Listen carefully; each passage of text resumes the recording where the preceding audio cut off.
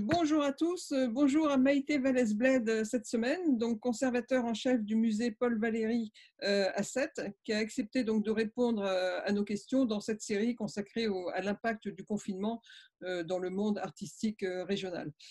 Bonjour Maïté. Bonjour. Alors, on peut peut-être commencer tout simplement par en quoi le confinement a eu un impact sur le musée et quelles sont les expositions qui ont été bloquées du coup.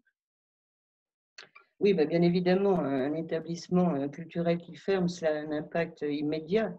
En revanche, moi j'ai la préoccupation de ne rien annuler et notamment pas l'exposition 4 à 4 qui accueille 4 artistes venant de pays différents et que nous avons inaugurée 3 jours avant la fermeture des musées.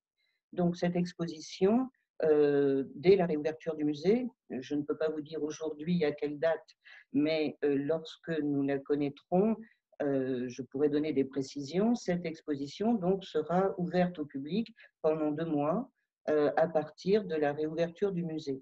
Et de la même manière, l'exposition consacrée à Patrice Palacio, que nous devions inaugurer la première semaine du confinement, sera inaugurée dès la réouverture du musée et sera maintenue également pendant 2 mois. Alors évidemment, cela a eu une implication sur la suite de la programmation et nous avons donc été amenés à déplacer l'exposition prévue cet été, qui devait donc commencer mi-juin, qui est consacrée à Paul Valéry et les peintres et qui est organisée dans le cadre du 50e anniversaire du musée dans le bâtiment qu'il occupe aujourd'hui et sous le nom de Paul Valéry, car c'est en 70 que le musée a pris le nom de Paul Valéry.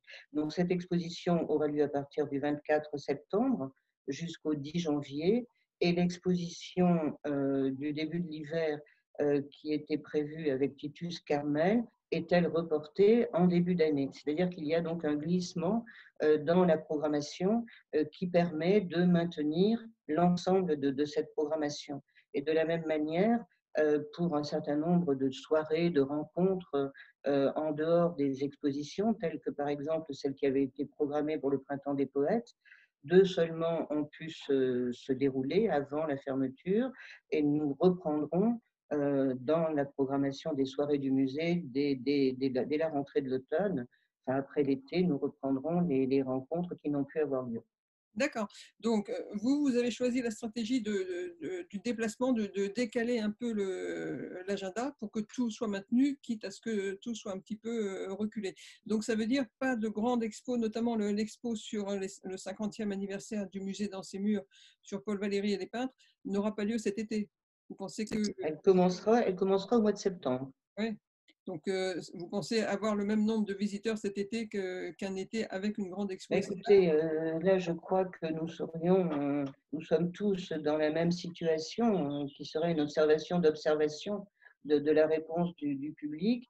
Ce qui est certain, c'est que nous préparons à mettre en œuvre toutes les dispositions nécessaires qui seront donc requises par l'État pour la réouverture du musée.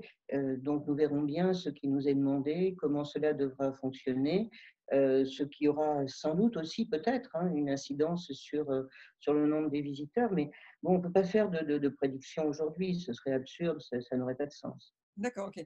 Moi, ce que je constate, c'est qu'il y a eu 3 ou 4 stratégies. Il y a eu la stratégie des annulations pures et simples. Il y a eu les stratégies de décaler d'1 an.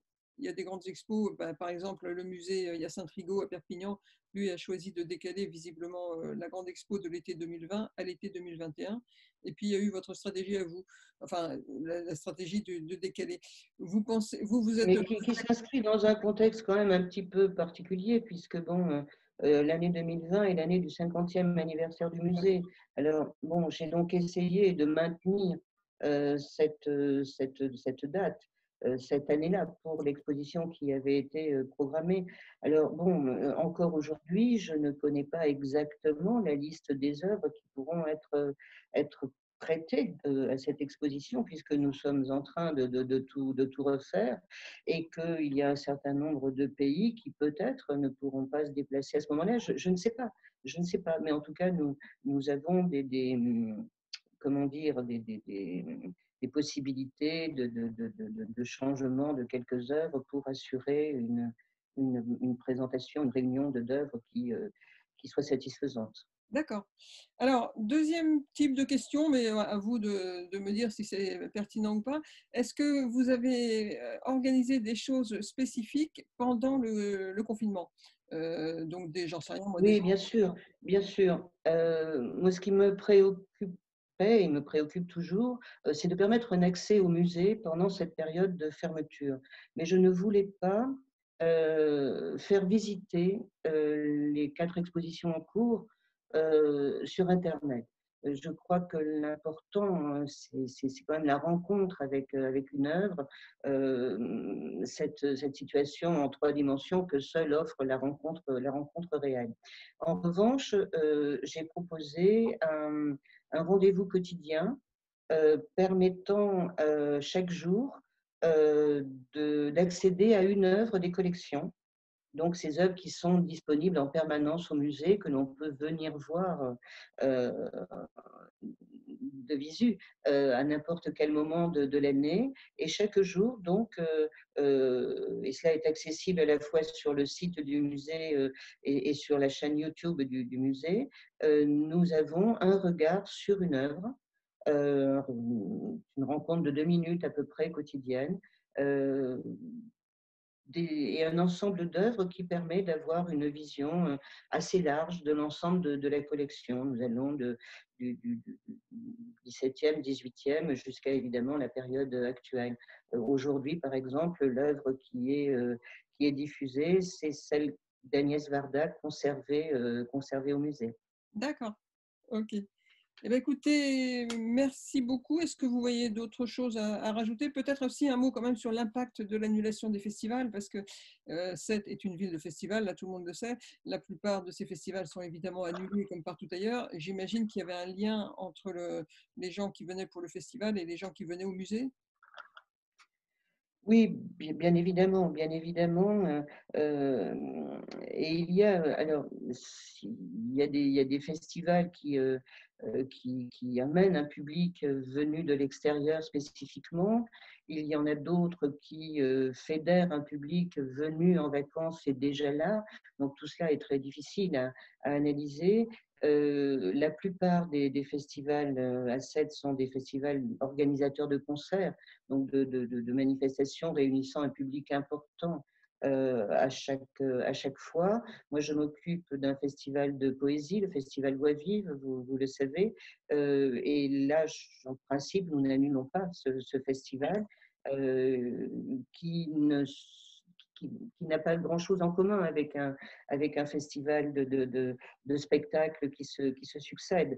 Voix vive, ce sont des petits lieux dans la ville avec des jauges que l'on peut tout à fait maîtriser, des barrières de sécurité que l'on peut mettre en place. Donc, le festival Voix vive n'est pas annulé. D'accord.